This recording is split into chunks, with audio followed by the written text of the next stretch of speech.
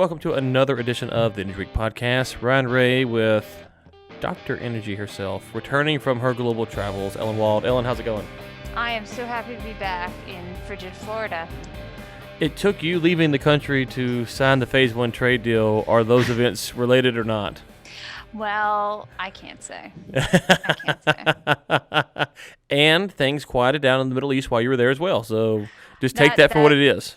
Yeah, exactly. And I can't tell you how many people said their flights were, like, the routes of their flights were changed so that they didn't fly over whatever area. But I can tell you that my Etihad flight home flew directly over Iran. That's a little nerve-wracking after what happened 2 weeks ago now. It did not say Iran on the map, the flight maps. It did not identify that as a place, nor did it identify Tehran as a city. It said not Iraq. Yeah. I could tell those were the Zagros Mountains. Yeah. When you on the plane's like the wrong person to lie about the maps with. Yeah. Well, it is good to have you back. And so last week we had on the Bush China people, so folks who missed that, be sure to check that out. Talking about the Phase 1 trade deal, and Ellen, we haven't got to talk about it. So real quick, one of the things I found interesting, before it was released, I haven't talked to them much about it since it's been released, is that they said it's a non-binding agreement. It was their anticipation. And so it'd be curious to see how that plays out in the long run because, a non-binding agreement means it's not binding, obviously. And so will both sides hold up to that? And then the other thing I found interesting was there was a quote, I believe this was inside of the agreement, or someone was quoted commenting on the agreement about this. It says, China shall eliminate foreign equity limits and allow wholly U.S.-owned service suppliers to participate in the securities, fund management, and futures sectors, according to text of the landmark. Yeah, so it's actually in there. I sent this to someone I know who works in the energy space in China, a Chinese national who lives in the States, and he said this is the biggest opening from the Chinese side. And so for listeners, I thought I'd pass that along as a follow-up. But anyways, we have much to discuss, a lot to get to, and we haven't recorded about a month now, it feels like. So we need to get back on it. Where is Dr. Foreman? Is he not coming on this month? He's coming on next week. Next week. Okay, so Dr. Foreman will be on next week. Okay, so let's talk Excellent. First with Reuters. No turning point in sight as IMF predicts sluggish global growth. Now, Ellen, if you remember, all the way back to like 2 months ago, everyone was saying when the trade deal happens, the economies will be fixed, the recession will be over, money will be pouring from the sky. We signed the trade deal and everyone's like pissed off like this, like it's worse now. Well, that's exactly like what is going on. We signed the trade deal. Shouldn't everything be just like soaring sky high? Mm-hmm, I mean, It could be, first of all, people are actually paying attention to the trade deal itself. Right. Like this is what I was wondering today. Like they got it done. Where's the market exuberance? Mm-hmm. And I wonder if it's some of what you said, that they're aware that this is non-binding and, phase 1 and all that. Or the fact that I honestly wonder if the uncertainty over this impeachment stuff is kind of just keeping people from diving in.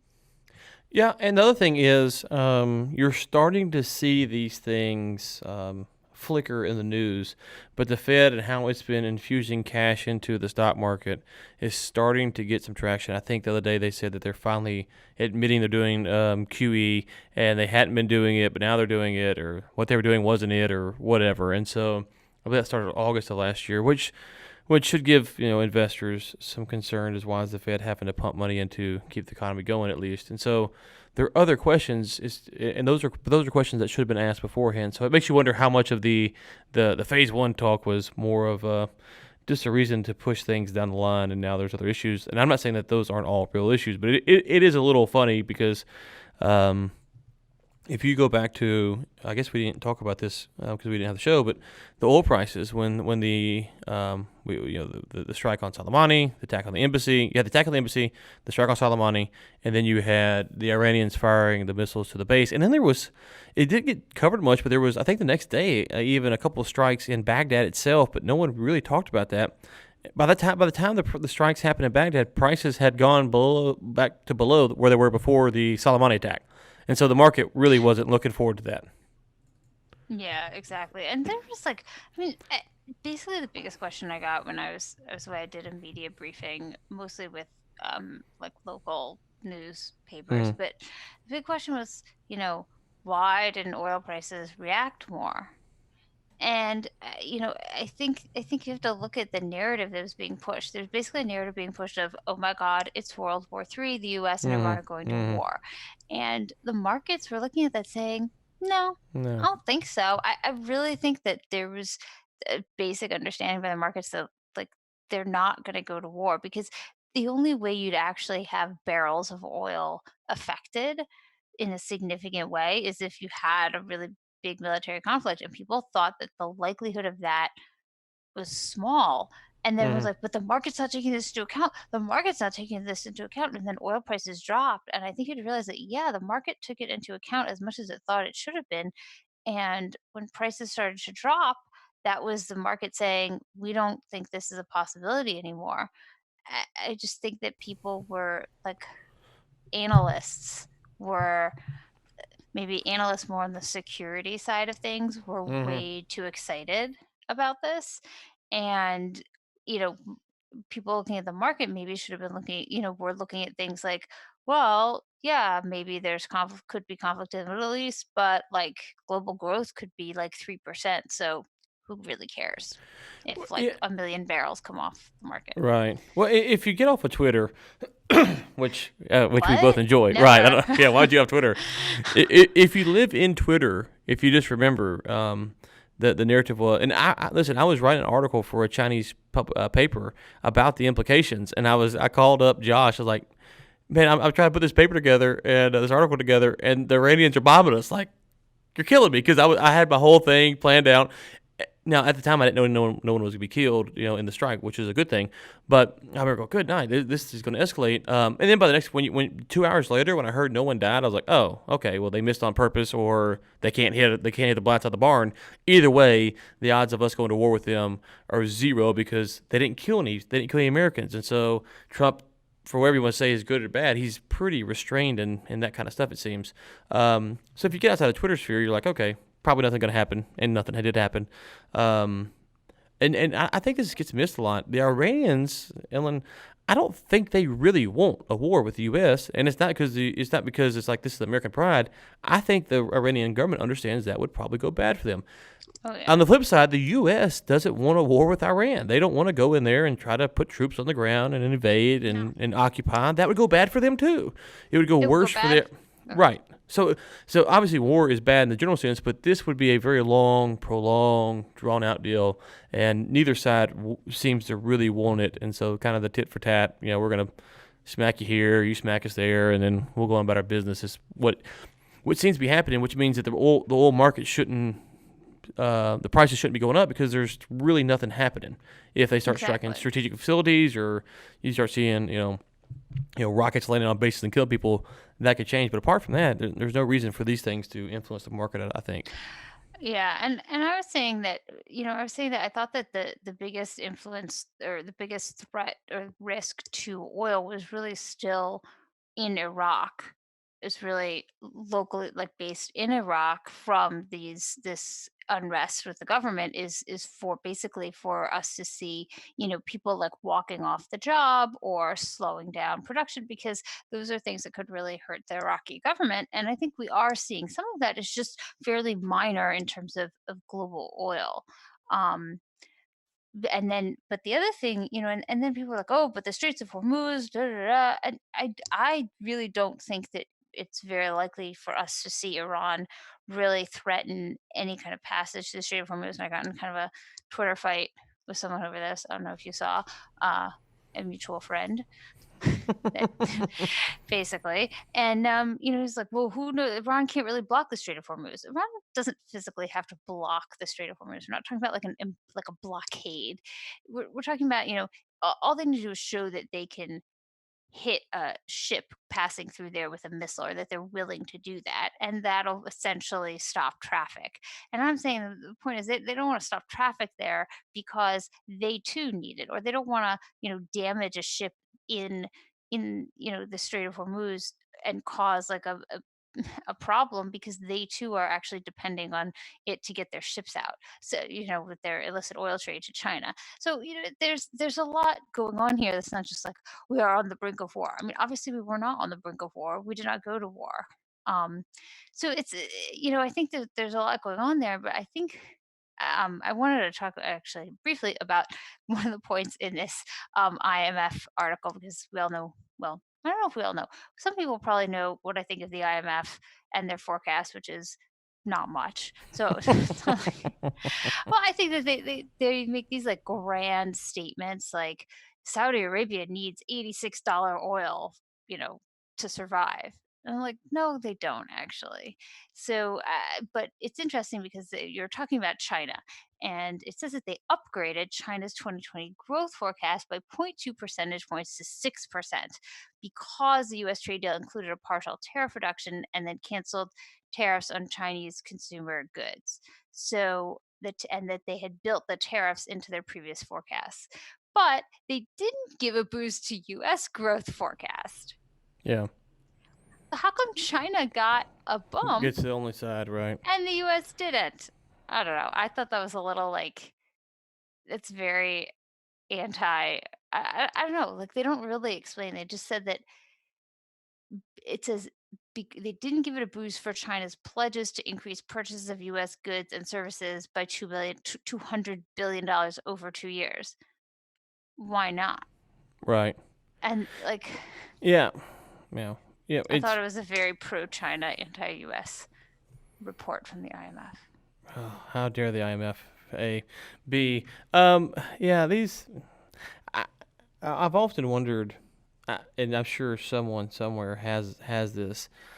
If you look at the demand growth forecast, just I would have to guess that. Well, if you're updating every quarter, I'm sure you're getting it pretty right because you're changing it. You're changing it all the time. But the long-term predictions on this stuff. There was a chart I saw the other day about some long-term predictions and where they thought stuff would be 20, 30 years out. Just absolutely how far off they were. And you know, when you look at what's going on in China, if they do start upholding their end of the trade deal, they do have other problems in their economy that aren't being talked about. And how will the U.S. So American Express right now is trying to get their whatever the process is approved to go into China. Well, okay, that is an impact on the Chinese economy. That is going to be impacted by the trade deal, but American Express is a U.S. company, so it's not. It feels like sometimes we want to separate this and make it very clean, cut and dry, and it's just not that way. There's too Yeah.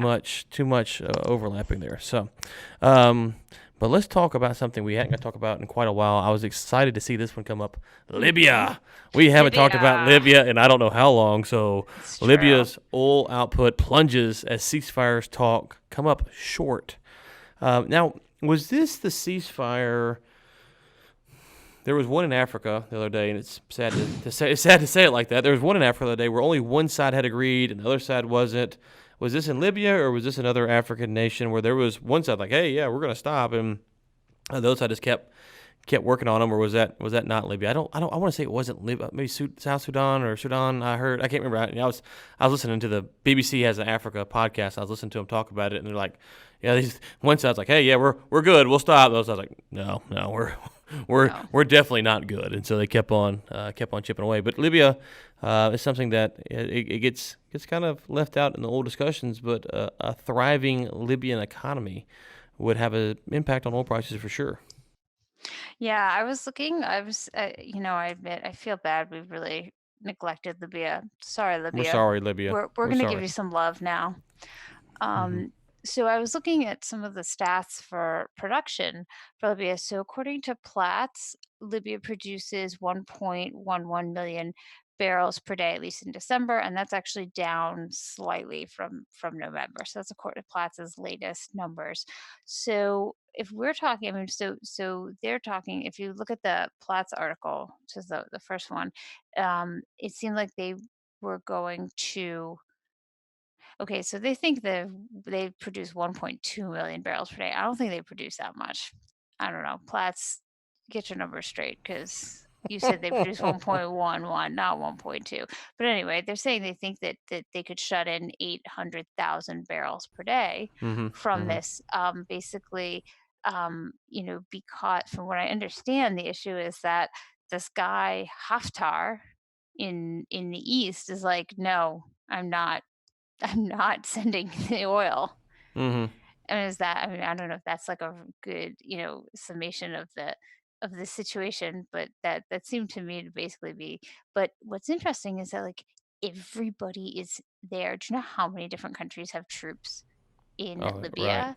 There's Right. Turkey, there's UAE, there's like three other African countries. Like, what are all these people doing there? Mm-hmm. And what are their motives? Like, I'm sure they're not just there because they want to help Libya. Nobody A lot, wants a to lot is of in money. Libya because they Yeah. want to help Libya. Right. So one thing, make sure I'm understanding what's going on here, is this is an export blockade, which means potentially that the barrels are actually being produced. They're just not being shipped to market, which if that's true, means that once the blockade's lifted, these barrels will come onto the market.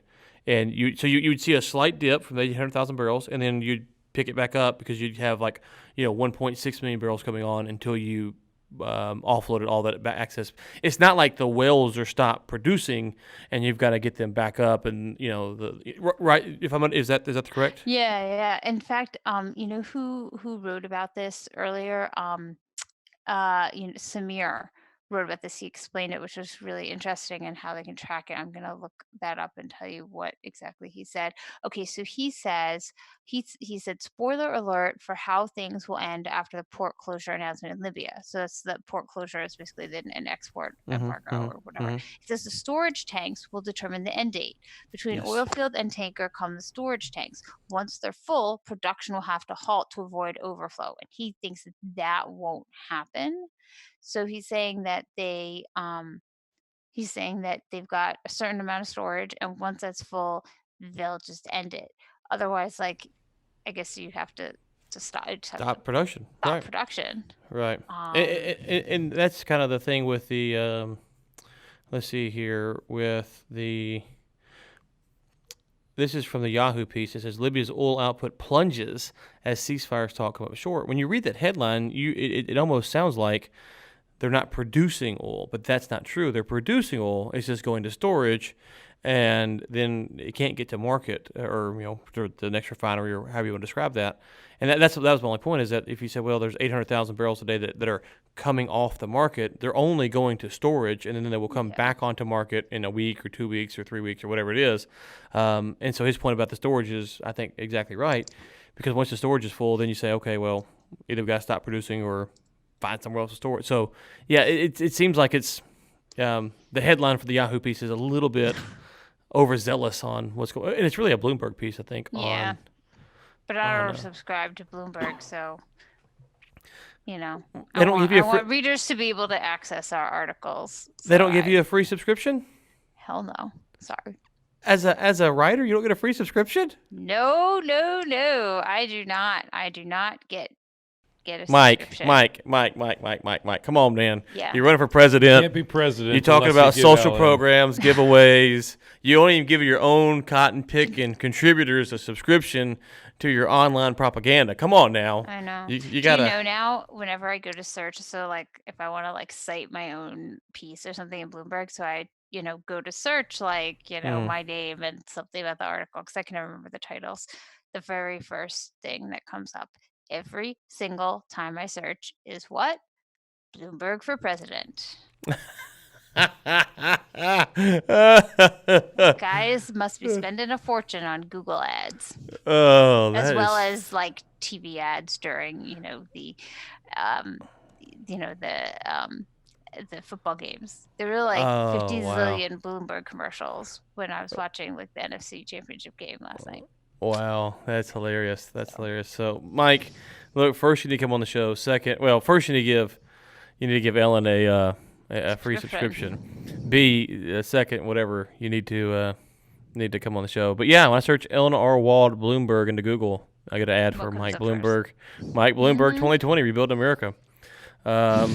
So let me. I've never been associated with Bloomberg. I'm just curious. This is great podcasting. Ryan Ray Bloomberg. I get the happening ad too. live. Oh, there's a progressive finance guy. Okay, they got some Ryan Rays in there. So, anyways, but Libya. So it sounds like Libya is a short-term problem that really shouldn't be significant to the oil markets because it can't. It just can't. If they'd stop production, if you had a blowout of a pipeline, some refineries being shut. Okay, but that's not what's going on here. Well, people said that it contributed to it says, well, here it says in this article, Brent crude dropped as much as 1.8% in London to $66 a barrel. But the move was muted compared to the reaction to the attacks on Saudi Arabian oil facilities on September 14th. Gee, I Right. wonder why. I mean, there's a big difference between 800,000 barrels per day going into storage and like missiles slash rockets. I'm not entirely clear on the difference between those two, and drones taking out oil gas separation plants in Abqaiq. Like, big difference. You're overselling it. It's slight difference, but sure, Yeah, you're a Saudi apologist, so it's we'll so let you slide. true. Okay, so no long unless something happens, no long term impact. Libya, if you want to get on the show, you're gonna need more than this. We gave you your 2 minutes, so we're gonna need a little bit more Yeah. than this because there's no long term impact there. Yahoo again via Bloomberg. Iraqi oil field halts as reform driven protests escalate, and they've got a picture of it's not a bridge on fire, but there's a fire on the other side of the bridge. And Iraq has been an interesting place with what's all going on. And unfortunately, it's been the epicenter of all these missile strikes the past couple of weeks that were going on and conflict and stuff. And it feels like they're the epicenter of a lot of things that everyone else is. It's kind of like the Libya thing. There's a lot of Yeah. people in Iraq that aren't there to help Iraq. Yeah, exactly. That bridge looks a lot like the Zeegan Bridge in Boston. I was looking at it, I was like, is that Baghdad or Boston? Anyway, yeah, so this is kind of interesting because they're talking about this one field, Al Adab, which was apparently developed by China's CNPC and produces 70,000 barrels a day. 70,000, Seven not zero comma 700. 000. Yeah. Yeah. So we're not talking about a whole lot of money, but what they're saying is that people are leaving, it's a sorry, it said security guards seeking permanent employment contracts have blocked access to this field, halting production. So the security guards, who I guess are contract workers, as we would Mm-hmm. call them in the United States, would like to become permanent employees. And so they are not letting anybody into the field. And so they didn't produce their 70,000 barrels of oil that day. Um, again, not a significant threat to global oil supply. On the other hand, you know, Iraq certainly has potential. Like, Iraq could be producing so much more oil. I mean, not under their OPEC agreement, but Mm-hmm. like there's a lot of I think that it's also significant that there's a lot of work to be done rehabilitating Iraq's oil fields. And like, I know that Chevron and Exxon had contracts and or were interested in it. And I think that due to what's been going on, I think that they're out. I mean, I've heard that Exxon is like completely out, not going back in. Like, Iraq's a lost cause here. Mm-hmm. And it'll be interesting to see. I think that these protests, while they're not necessarily, we haven't seen a serious effect on Iraq's oil supply now. I think that there will be perhaps a significant effect will be in the long term, the future of developing these resources and who's willing to go in and do this, because it looks like American companies are not are not going to be willing to take risks to go in there. And we may see, look, who are we going to see more of? Probably China, Russia, maybe, smaller local oil companies too. But I don't think there's a future for American oil companies to develop Iraqi oil interests. Possibly in northern Iraq, where the KRG are in charge, that may be a possibility. But I don't think that we're going to see a lot of American companies going and developing that now. That's bad for those companies who thought there was a possibility there. Um, you know, so but I do think that this could be an issue in the long term. Iraq has significant, oil resources, and the fact that they're not being developed, or that this might hamper their development, could have implications for our future. Could we see supply. something? Yeah, could we see something where like a U.S. company goes, it's not political. It's too politically hot for us to be there right now. But listen, China, if you want to send Sinopec or whoever down here, we'll give you kind of the trade secrets that we've developed, if you will. We'll kind of advise you guys, and you guys go in there and make and strike a better deal, so they can still recover some of what they're hoping to do. Oh, and then we get X amount, like we get a percentage or Yeah, something. consulting That's a fee or great percentage or idea. whatever, something like that. So Exxon, there you go. Chevron, you listening? Hey, did you hear? Oh, did you hear the news that our government is so kind they're gonna let Chevron keep working in Venezuela? I did That hear was that was so that. nice of them I know, it guys. was so Wow. nice. It was Thank so you. nice. Wow. Yeah. What a bunch Yeah, of for common. like another like 3 months though, Yeah. and What they're a bunch of gonna review it again. crooks. I just read that. I Oh thought, gosh. what a bunch of losers. Hey, we're Yeah. gonna let you go make money. Thanks guys. Appreciate that. Okay. This is from Reuters, and this is update 2. So there might be update 4 by the time we publish this. It is an older piece, but it's update 2. Saudi Energy Minister, we want substantial oil prices. No, it doesn't say that. Sustainable. Unfortunately, I know. Sustainable. I was being silly. Oh, Yeah, yeah. substantial. We want we want I get it. sustainable oil prices. Whatever that means. It's one of those things where it's like, yeah, okay, we want sustainable too. What's what's sustainable to you guys? And hey, I need to say something real quick, because on this show you said something about, I can't remember now. You commented on the OPEC oil cuts, and if I remember correctly, you said that they're not going to have enough data, in your opinion, by March to really evaluate the effectiveness of their cuts. I'm using cuts in air quotes here. Where are you at on that? Do you still feel like that's kind of where we're sitting at with OPEC as we're here January 20th? Oh yeah, I think they're going to cancel the March meeting. In fact, I heard Oh, that wow. Okay. I heard that they were, WhatsApping or talking or whatever to basically to agree to just extend the cuts to June, because like they don't. Yeah, I think they're going to I think there's a very very good possibility that they will cancel the March, that there won't be a March meeting that they had Okay. planned on. That's what I've heard. So I think Do they know that's whether what I think can happen. does OPEC know that me and you're both on WhatsApp? We're both on Yeah, WhatsApp. they could Case, include yeah, us. yeah. You could just Yeah. add us, add the group. It's real simple. We're both on there. We're happy to Yeah. just to read the tea leaves. What's interesting is he said that, so I'm going back to my trusty Platts data to tell you what uh, Saudi Arabia produced in December. Okay, so Saudi Arabia's production was down to 9.82 million barrels per day in December. That's a slight drop from November. Now, according to His Royal Highness Prince Abdulaziz bin Salman, he said that in January they're going to go down further to 9.744 million barrels per day, and they'll produce that in February too. So he's basically saying this is what it's going to be, and this is, this is what we're producing in accordance with it. But I was looking in that IMF article or something about the IMF projections, that they are saying they're projecting Saudi growth will be down because of curbing oil production, and this is a big issue. The more they try to cut, it's not helping prices. Are prices up? No, prices are not up.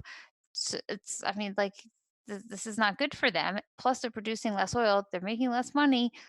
Like, what if come March or something, they're looking at this and they're saying, this is not working out for us.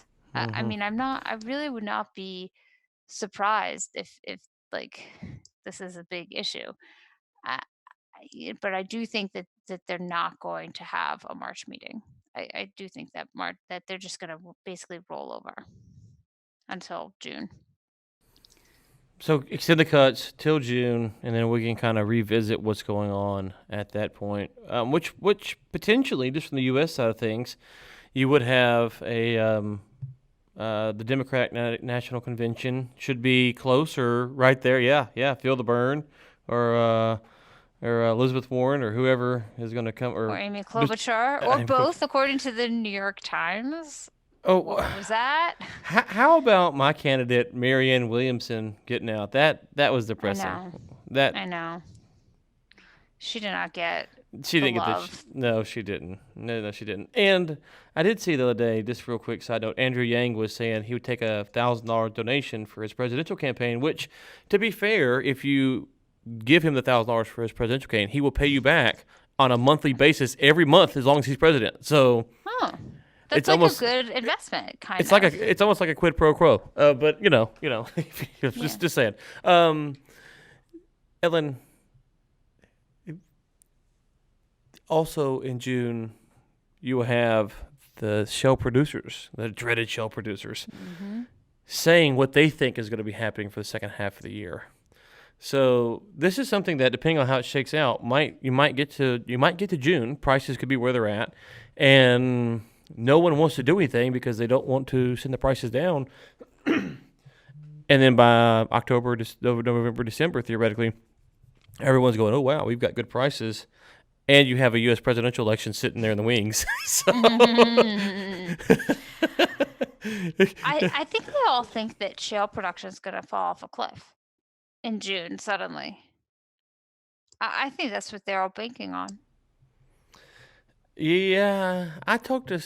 Well, I better not repeat it. He asked me not to say. So I talked to him the other day about that. He had some interesting. He had an interesting thought on it. But I do I mean, think that. I've talked to someone who was like so pessimistic. He basically thinks that like the U.S. is not, it's done for. Like there's a big, I think there's a big range of what people think, but I think that OPEC thinks that they just have to get by until June, and I'm not sure that that's how it's gonna play out. So let me ask you a question here. You followed the Middle Eastern stuff pretty closely.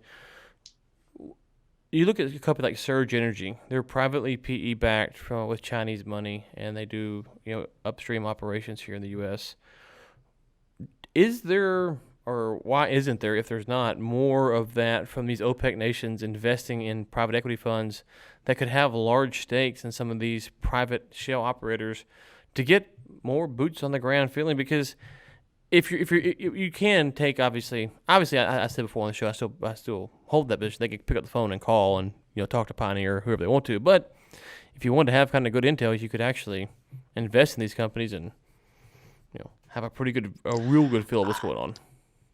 Exactly. This is what I've been saying for years. Okay, I assumed back in like 2015 that that Aramco had investments in these things through its venture capital arm. I assumed this. I was like, how could they not? They would be really stupid not to make investments in these companies, Right. at the very least, just to get their hands on the information.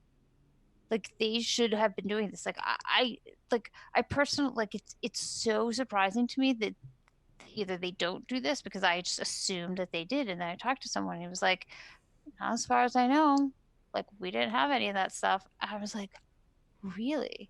Because Hmm. I just assumed that that you would do it just for the information, right? Like that's what Yeah. you're saying. Like Yeah. why No. don't Yeah. they do it? Exactly. No. I'm Oh yeah. agreeing. I'm So agreeing. like guys, OPEC countries, you can afford it. Put some money in it. Like, why not? You've nothing to lose. You just get the good info. Like, You where do get. they think they can get it from? Yeah. Ah, I. Yeah. I. That's kind of my question as well. I it's don't supposed know. to like having dinner with a bunch of like CEOs at CERAWeek. Like, get your hands dirty. Sarah Week, are you going this year? No, uh, CERAWeek. yeah. Yeah. Come Me either. on. I'm I'm not waiting for either. a But personal invitation from Daniel Jurgen. At that point in my life, I will attend. okay. Okay. All right. Let's get on to the next story. McDermott International may file for bankruptcy as soon as next week. This is something that not exactly. I think they were delisted. When was it? Last month? They were delisted. Is that McDermott I'm thinking of that was delisted off the stock exchange in December? I don't know, but I wanted to get your take on this because I know that McDermott does like a lot of stuff for like they provide a lot of stuff for Aramco's like offshore platforms and things like that. So I was just wondering, like is this coming? Do people know? How is it going to affect Yeah. actual like offshore production? I don't So know. back, yeah. So if you go back to Friday, December 13th, dun dun Uh huh. dun, Yeah, they were given their delisted warning, and I think Chesapeake got its delisting warning that day. There was a couple of them that got it on Friday, December 13th. That's um, funny. and I so, remember Chesapeake. yep, they're the same thing. December 13th. There was a couple that day, probably more than that, but just a couple energy companies that got it. So, you are starting to see this. And I had someone the other day reach out about a company called I think it was Sanchez. They're reaching out, and so Sanchez was got their notice in February 21st of last year, and so I'm not a bankruptcy attorney, obviously, but it did feel like this is it's kind of quick, from what was it, December Hmm. 13th to now, just a little bit over a month. So, yeah, folks did have some warning that this could be bad, but I was surprised that they're going this far this fast, I guess you would say, unless they've been planning the bankruptcy restructuring for quite some time and they were kind of just waiting, wait until they could do it to do it type deal. Yeah. So I don't know. I think it's like I mean, I think that we are seeing bankruptcies, we're seeing restructuring. I mean, is that really a bad sign, or is that what we need to see in the industry to some extent to, make things progress? I mean, this is the way of the world. Right. I mean, it's interesting because there's a lot of reasons companies go out of business. But a company going out of business doesn't mean the industry is doing good or bad. It just means the company is going out of business, and it could be a sign of the overall industry. But I don't know specifically the details of what all happened with McDermott. But when you look at some of these E&P companies that went out of business, they started under the guise of this is how the oil and gas market works. The market has shifted to this is how we want it to work, and just not everyone's going to make that shift. And so, how that plays out and what that means on a company by company basis, it's just you would need someone who has studied the companies to kind of say. But I don't really take it as much more than that. Now, it doesn't mean that I know an investor guy and he's like, oh yeah, I'm gonna pick up all these companies, and he just studies the companies, and so he's like, this company's in bad shape, this company's in bad shape, this company's in good shape, so he's kind of studying the companies, but that doesn't necessarily mean much about what's going on in the Permian because I mean, we were in a meeting with a company on Friday. If I said the name and told you what they were doing, you'd be going, "Oh, wow, I didn't know that. That's interesting, huh?" And it wasn't doom and gloom, I can promise you. So, what does that mean about the industry? Because this company is a decent sized one. So, it's I think we like to take it too broad, and it's just you have to narrow it down. I agree. I think it's we're not talking about a national oil company here. We're talking about a lot of companies, and they all do things differently, and you can't necessarily say what's going to happen over the whole industry just because of one or two companies. Exactly. Okay, let's go next to a piece by our very own Dr. Oh. Ellen Wald. Why OPEC is a classic cartel and could regain its power over oil Uh, markets. Can we cue the Godfather music?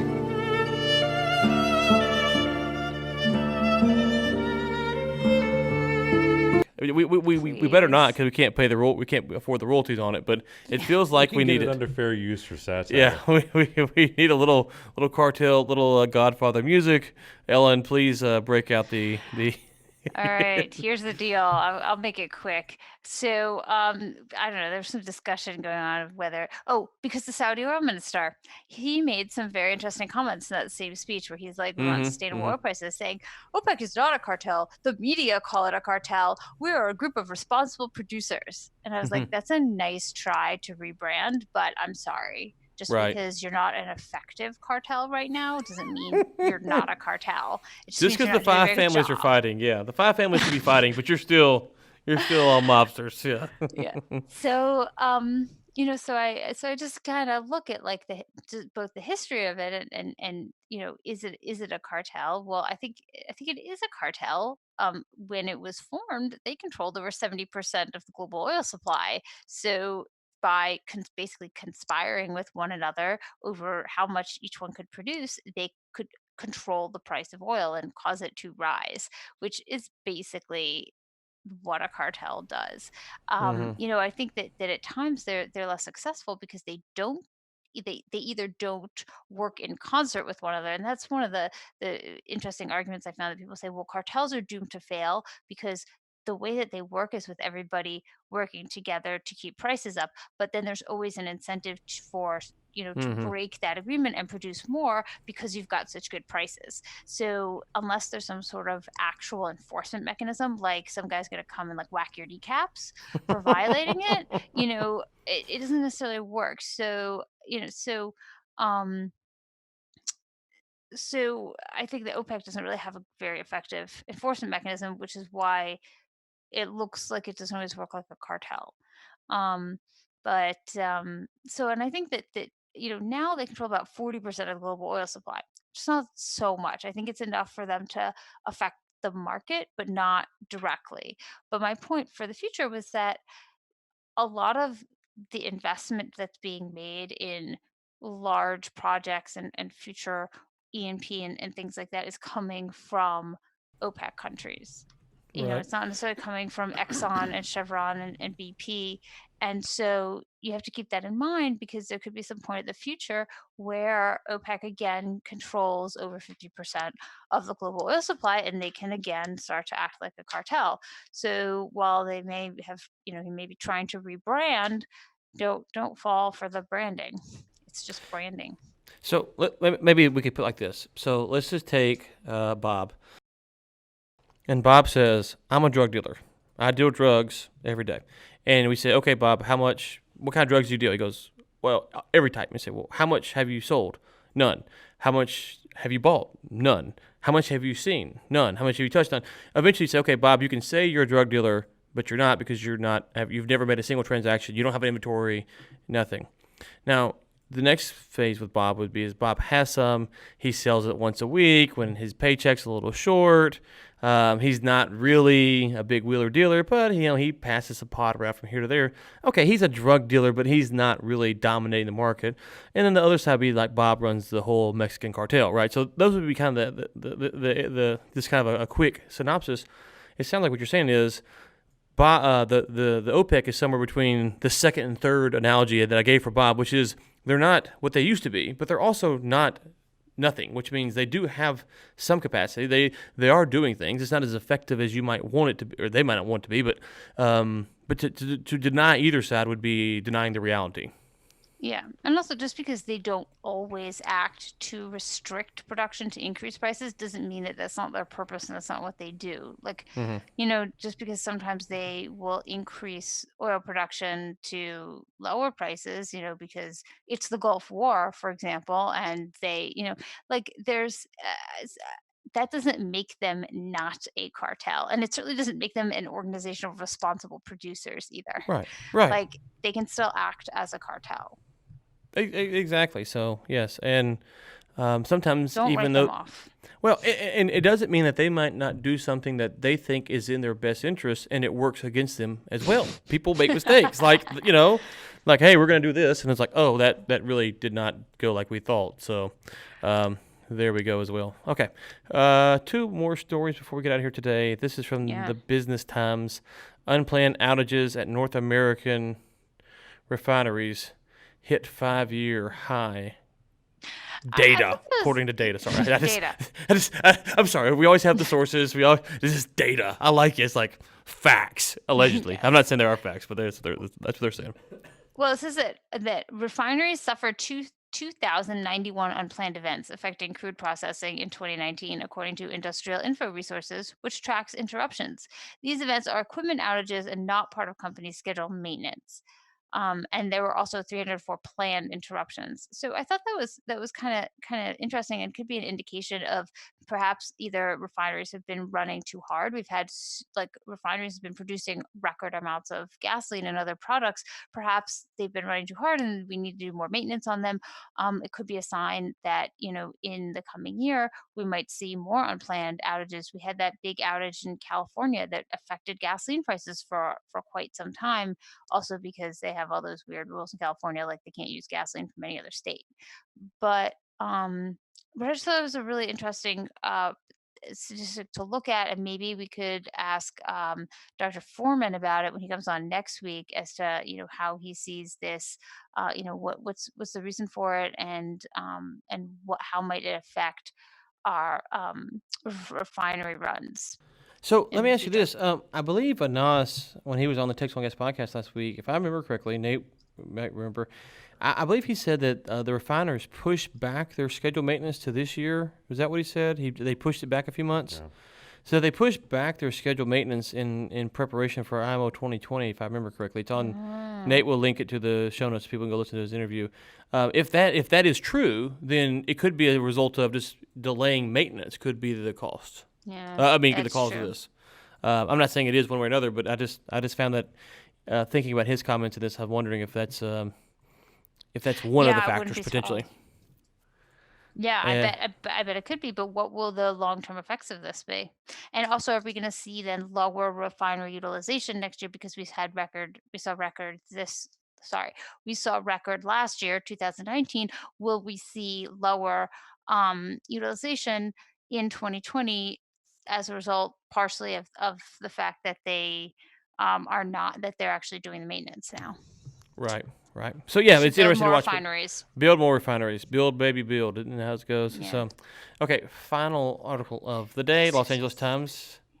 Oh, you're extra excited about this I'm one? so Oh, exciting. I'm so well, excited for this one. This is a great piece.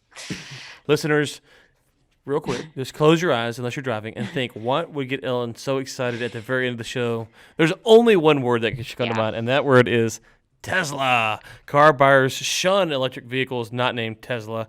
Are car makers driving off a cliff? According to the Los Angeles Times. Regulators are demanding zero emission vehicles, and manufacturers are scrambling to provide them, spending billions on electric car development. It opens with a pithy paragraph there in the Yes. LA Times. Let's just remember that zero emission vehicles are vehicles that emit zero emissions when you drive them, Yeah. not vehicles that are produced not making any emissions. Yeah, I was about to say, that's impossible. That's 100% impossible as it stands today. Yeah, yeah. So interesting. Okay, so Ford says a third of its vehicles will be electric by 2030. Volkswagen wants to sell 1 million EVs 1 annually in just million. 2 years. Volvo, half of its offerings will be electric by 2025. But guess what? Does anyone want to buy these cars? Apparently not in the US. No, they do not. They do not want EVs. And why am I so excited about this? Not because I hate the environment or anything like that, but because the number of people who say to me, car makers are not, the indications from car makers that car makers are investing so much in EVs, that means that internal combustion engine is done for. Like, but Right. nobody wants to buy them. But you're saying better than car makers. I live in the United States in an area where people buy cars. Lots of people have like 3 cars here. And guess what? The only EVs I ever see driven anywhere are Teslas. And yeah, I see a few Teslas, you know, why not? But guess what? That's all I see. No one is going out buying these electric vehicles. Why? Because they don't work well enough for people to invest that kind of money in it.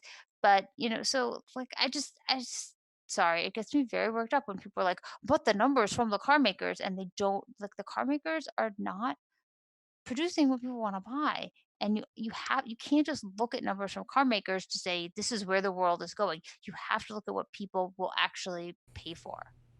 There's a book called Rant Crossing the. over.